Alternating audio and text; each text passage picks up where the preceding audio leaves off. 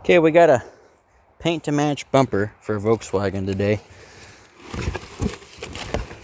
It's from a company called Paint and Ship. Now, these are guaranteed painted OEM spec colors for your car that you need. It just arrived here, and we're gonna see how good it looks today. Make sure it's not all scratched up and messed up. I don't know about folding these bumpers like that, but I don't know. We'll see.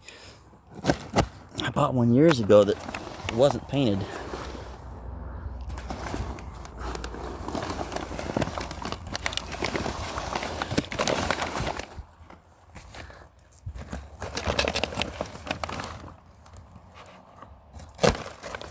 Use the business end of the knife, that might help, huh? I guess the best way to do this is unwrap it, you know, like in the grass, and let it sit out in the sun for a day. So it kind of goes back to its natural size.